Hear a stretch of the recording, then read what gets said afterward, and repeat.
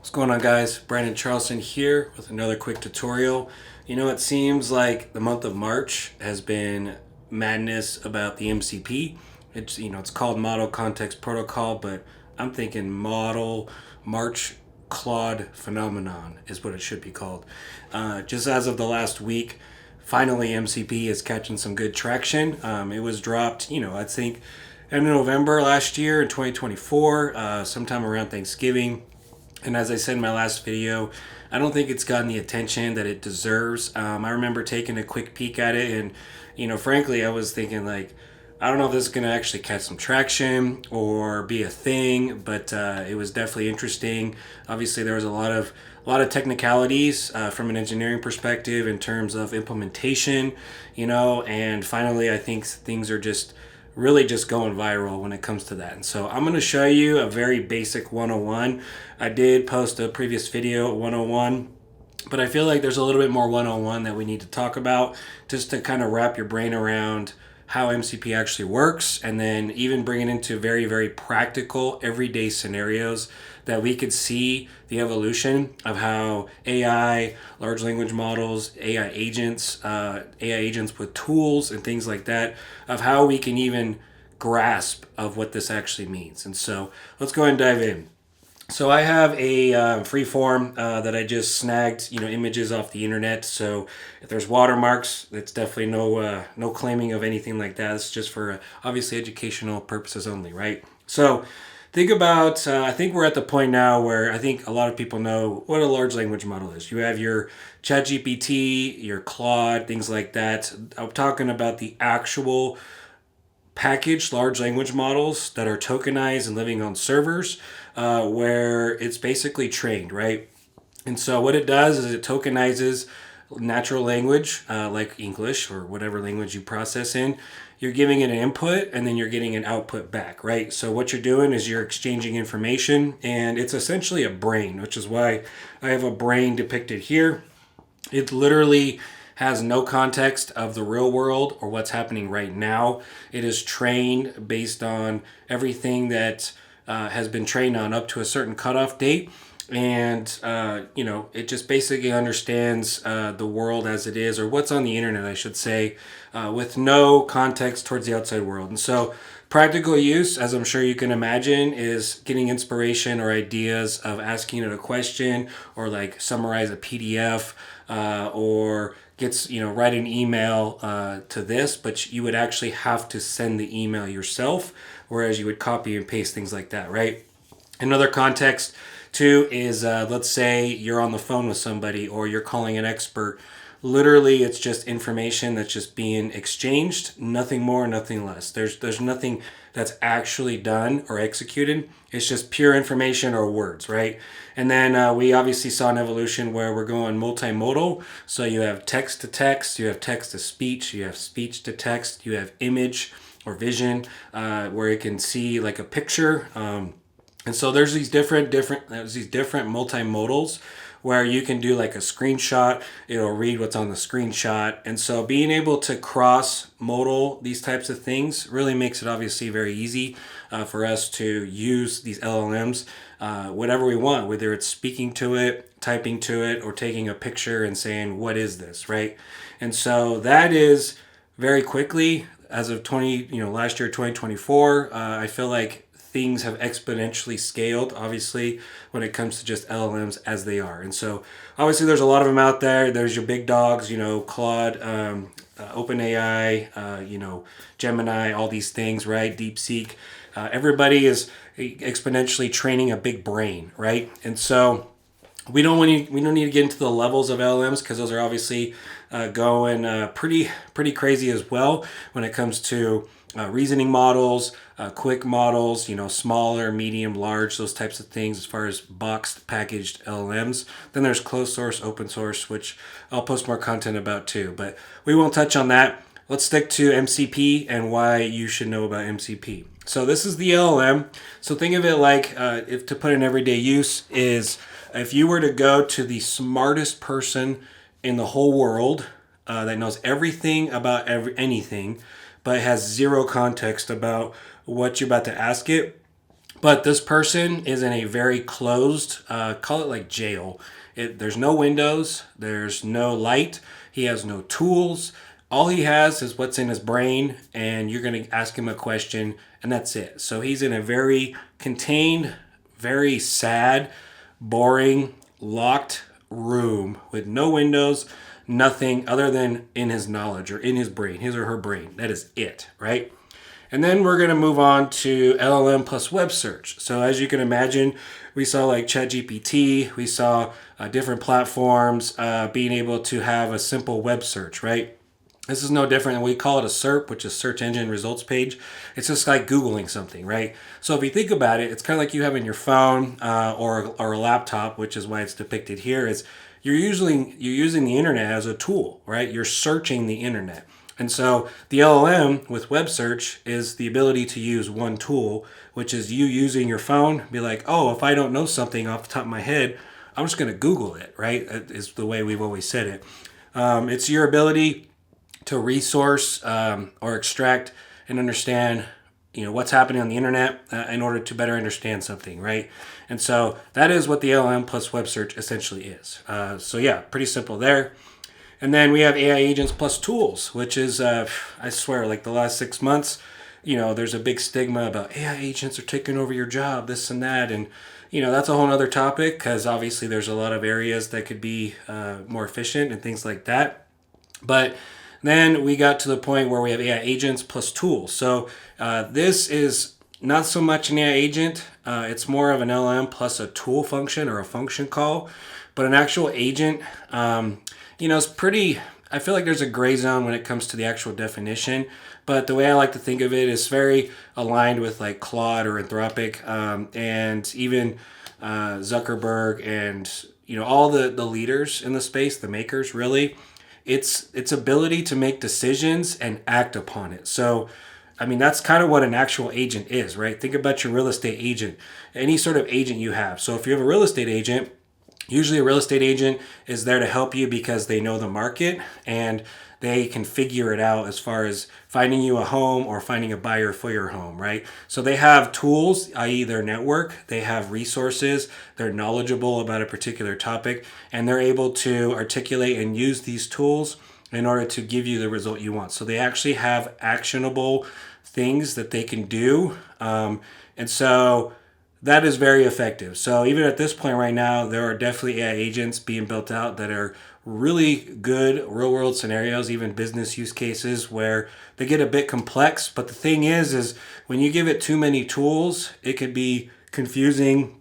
It definitely hallucinates. It'll use the wrong tool for certain things, and it gets a bit complex, right? So think of it like a mechanic that actually has the wrench or the hammer or, that kind of thing. I think you get my drift of you can literally give it too many tools to where it's like, dude, I don't even know where to start. Or it's going to start selecting the wrong tools and it's going to actually mess some things up, which is bad, right? And so this is where good old MCP comes into play. And so MCP, in my opinion, is a way to containerize or package or essentially put all these tools in a toolbox. So these are toolboxes in everyday world where it's a very specific set of tools.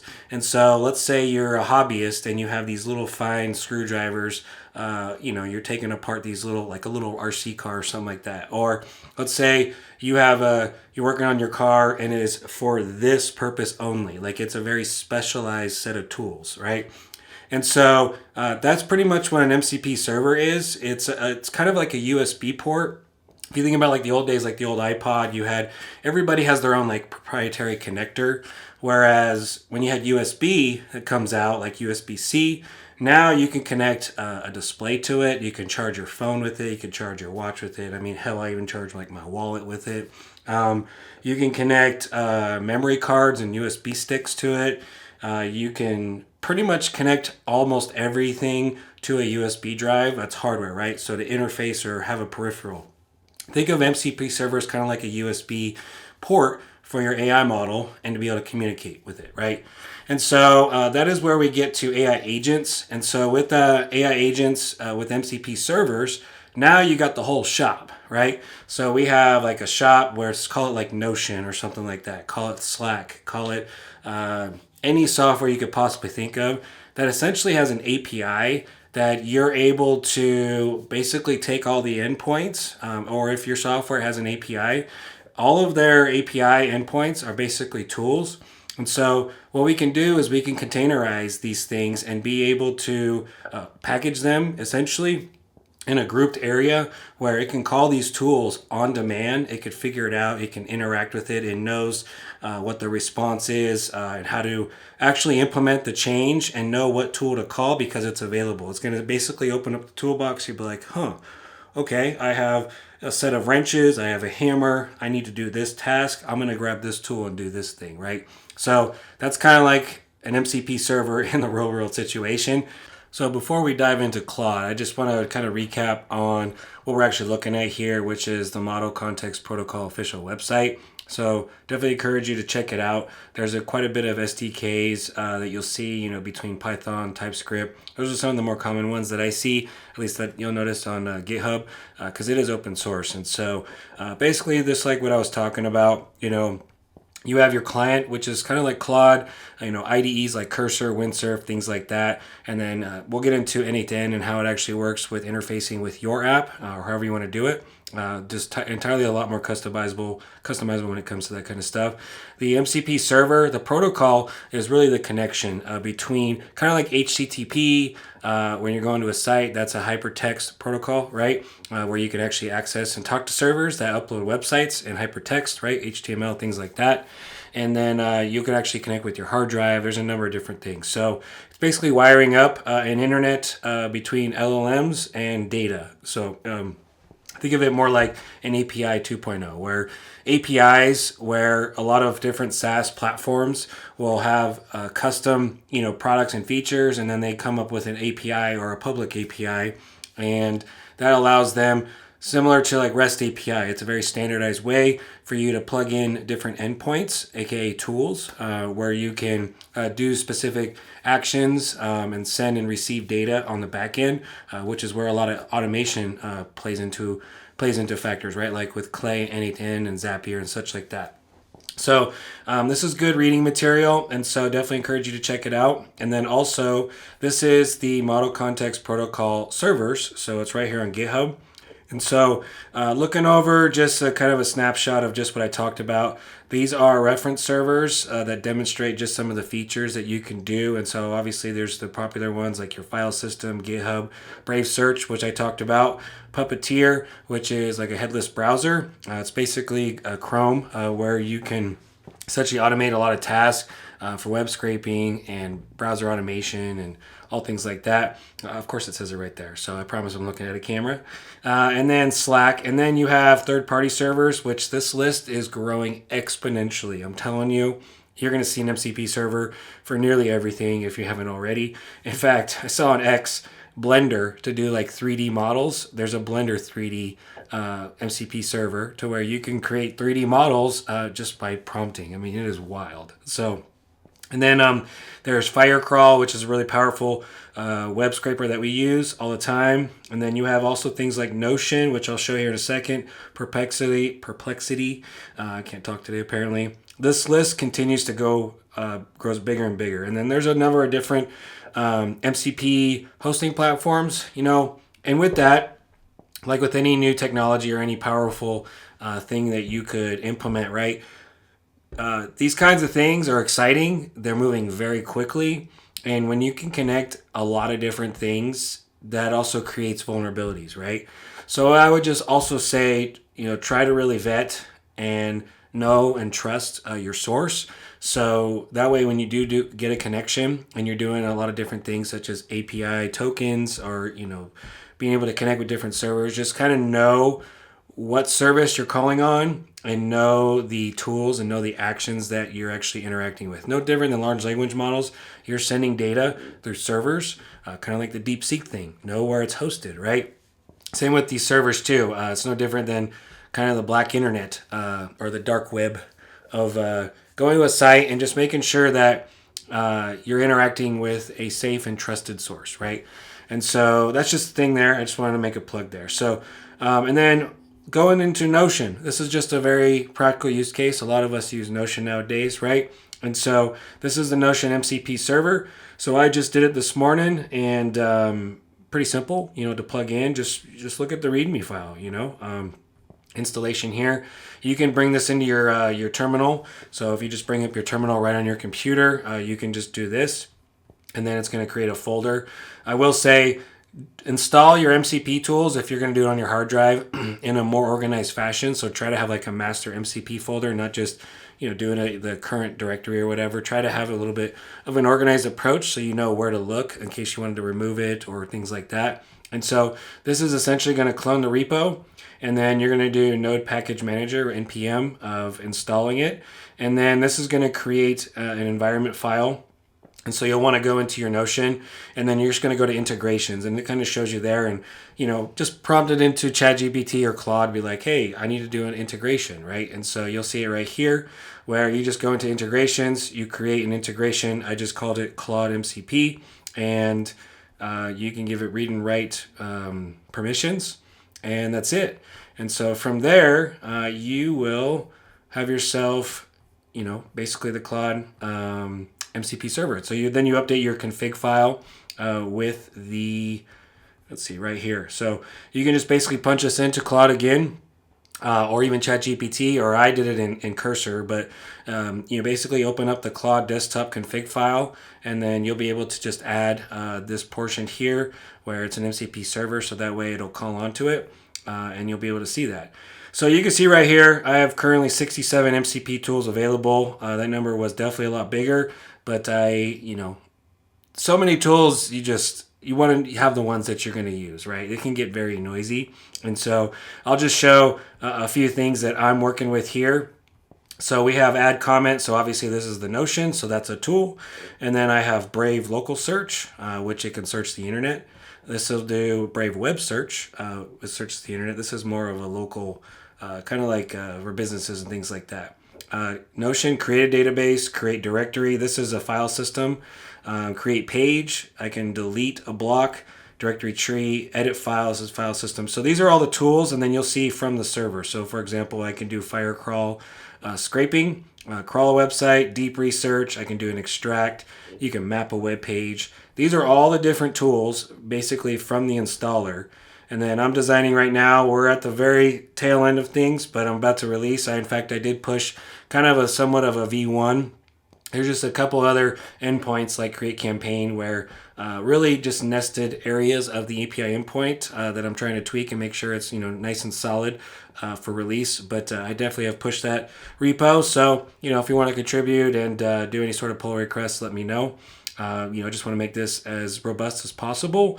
But the theory here in the game is I could just basically say, add a lead to wherever, or do a placement test of for a particular inbox, or create a campaign, or you can even do a combination of use Firecrawl to scrape a website, find the email address, and then create a campaign and write the copy and all that stuff. You could do that all literally right within Claude, just start to finish. And so with all these tools, so there's instantly, and instantly in itself, I forget how many tools that we're up to. I think we're up to like 15 or so.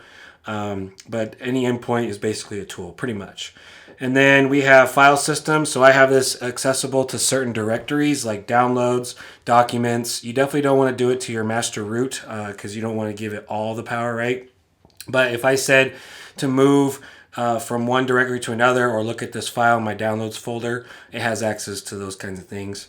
And then Puppeteer, which is what I mentioned earlier. And then Notion. So yeah, that's pretty much it there.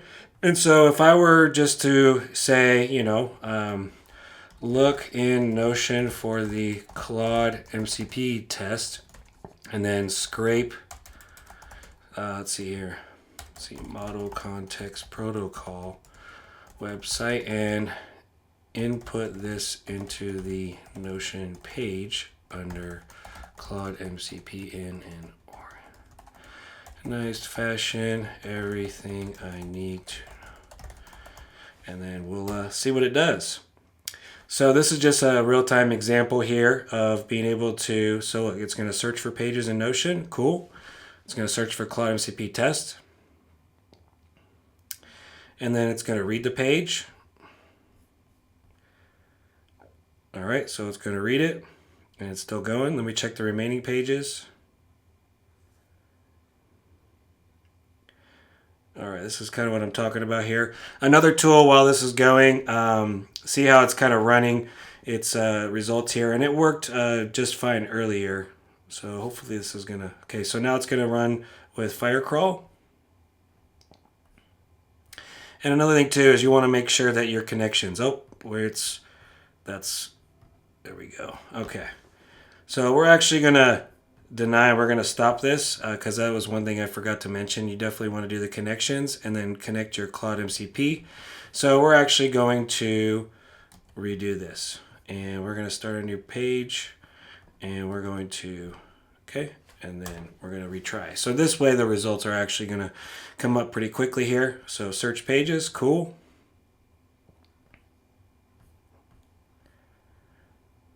And then read page, yep. Okay, it's going to scrape. And we're just going to let that go. So yeah, you definitely want to connect that connection to your page so it knows it can see that. So it's going to do from Brave Search. And it is doing the GitHub documentation. All right, now it's going to scrape it. See, it's running all the things. And what I was going to say is while this works is I actually put in the system prompt here. When it's done, it's actually just going to ping me to know when it's actually done. So you can multitask and do a number of other things that you want to. So it's currently scraping it. We'll let it do its thinking for just a bit here. But you can see how it's just calling and figuring out, multiple different tools and just continuously working. And another thing that I like too is you definitely want to, authorize the tool either once or within this chat because you want to be aware of which tool it's actually calling. So yeah, after a little bit of waiting, it just needed to do a little bit of thinking, get through some tools, and eventually everything was filled out. So one thing that I noticed here is one thing that's cool is with LLMs, Markdown is a format that works best for Notion as well. And so really that's just putting a hash like 1, 2, or 3 hashes before what you actually want to type out. And so just as a shortcut, and it's referenced by H1, H2, or H3. So if I were to even do 1 hash and hit space, you can see that's a heading 1. And if I did 2 hashes, that's heading 2. And then if I did 3, that's heading 3. And then I think there's 4, well, not Notion, but I could be off. But 1, 2, or 3 hashes, basically it's called Markdown. And so LLMs usually output, if JSON or Markdown, it's usually a little bit more structured. And Notion, amongst others too, like ClickUp, and even you can even enable it in Google Drive for Markdown. So sometimes I'll just say add it, as much context as far as scraping a website, and then add it to your Notion document, just like what's right here as an example. The only thing that I would probably modify a little bit just to clean it up a little bit more, but it looks good. So it even uses code snippets in here, provides some links, things like that. And all I did simply was to ask to scrape, which it used the Firecrawl tool, and then the Notion tool with that. So you can see just right here again, I'm at about 68 tools, and so the list can go up. But the one thing is you want to be selective on what tools that you use. This really could be a powerhouse for a lot of different things. And again, in this situation, Claude is the client, which I am using MCP servers as more of the protocol to connect, similar to that USB connection with the different services and platforms. So with that, let's go ahead and dive into a little bit more custom, which is AI agents, and definitely one of the platforms I live in quite often, besides Clay and Cursor, N8N as well. And one of my favorite platforms, because there are a number of different things such as self-hosting, enterprise, and a lot of just system build-outs where N8N just continuously pushes the envelope on innovation and creation, right? So in one of my previous videos, I mentioned that I'm creating the ultimate AI agent for something like Instantly's V2 API. You can basically call a number of different tools traditionally. I wouldn't say so much this is legacy now. However, it's one of those things that you can call a request tool. These are all different tools like Airtable tool, calendar tool, a Slack tool. If you think about it, each tool is just one endpoint. So it could be like get availability to a calendar, could be send an email, could be check availability. Literally, it's one endpoint. So in the context of an API, whatever endpoints is basically the thing. And then what you will need to do is actually prompt the crap out of it. I mean, just how to use the tool. You got to hard code, put parameters on what that JSON looks like, and to how to navigate it. And then the issue is it's not very scalable because, as I mentioned earlier, the more tools you give it, usually that confuses the model. Sometimes you need to create parent and child agents where you essentially have a team. And then as far as a workflow, like with N8N, you actually have to execute other workflows because you'll have like child parents that'll say, do the one thing only to like campaigns or only checking specific tasks like Google Calendar or something like that, which will feed back to the parent agent or a supervisor into that to get the response, right? So it works. It's definitely usable, but it's not long-term sustainable. And if anything were to be updated or a tool, it's just a lot of maintenance. And so it becomes a headache when it comes to APIs. And so with MCP, this is a whole different realm, right? You're adding a middleman in terms of MCP to basically spin up a server through Python or Node, JavaScript. So let's dive into actually how these tools actually work. So I ran just a test here. It's kind of been intermittent. Earlier today it was working just fine, and then I ran it again and it wasn't working. And so I just prompted it again just to scrape topoffunnel.com, which is our website, using Firecrawl. You can see that this tool ran successfully. It even gives me a whole summary of all the things that, scraping the website. You can see it calls the tool here in terms of scrape description here. So I use the Firecrawl scrape, and then from here I use the scrape again. So normally what I'll see here is, generally speaking, with these MCP servers, the behavior is usually it'll list the tools, so it'll get what tools are available, and then it'll actually execute the tool. Sometimes, based on chat history, it'll just execute the tool right away, depending on how you actually prompt it. And so, how do you get this MCP? Well, it's not quite baked into the product yet. This is a community node, so you do need to be on a self-hosted instance. And so, what you just need to do is just go to your settings, and then just go to community nodes. And then I have a few that are listed here. So you'll definitely want to make sure you stay keen on updates and make sure that you follow it. But what you'll just want to do is you'll just go to install, and then you'll see you'll browse the store here, but you can just type in the actual name of the node, and then it'll install it, and then you'll just be able to simply just add it. You can even add it as a workflow here as a node for any sort of regular structured data. But you can see this little box here. It's a community node. I imagine that the N8N team will probably bake it in since it's a little bit, obviously it's one of the next things that are coming out. And it's a tool to an agent as well. Now, when you do any sort of commands, pretty simple. So there's really just a couple of protocol ways that you do it. And so those are two called STDIO, which is standard in and out. Sometimes I just look at it and say studio, but it's not. Standard in and out, which is really just doing like an actual command, like npx, where it'll spin up a server. The other one is SSE, which is basically server sent events or server events. So working with remote, and that could be a remote server, literally like an internet or an API endpoint.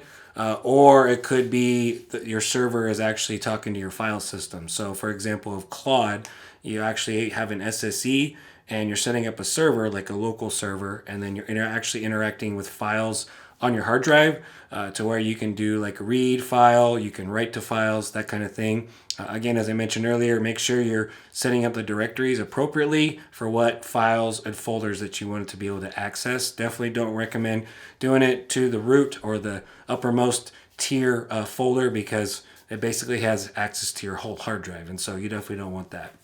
So we'll end there, but I hope this was valuable as far as how MCP actually works from a practical perspective, like everyday Joe kind of scenario. It is pretty technical, but I hope it catches traction because even to the point of working with different large language models, testing it with GPT 4.0, even Grok is kind of tricky though, Grok 2 anyway. Once Grok 3 drops, via API. I'm sure it'll work just fine. Gemini, I got to keep testing it, and I got to work with it a little bit more. It needs a little bit of love in order to actually work with the MCP function calls or the MCP tools. So, but if you reached the video up to this point, thanks so much for watching. Please like, subscribe. I'll continuously drop content on Clay, N8N, and Cursor, and all things AI automation. Reach out if you ever want to work together. Always open to new projects, things like that. But thanks so much, and we'll see you in the next video.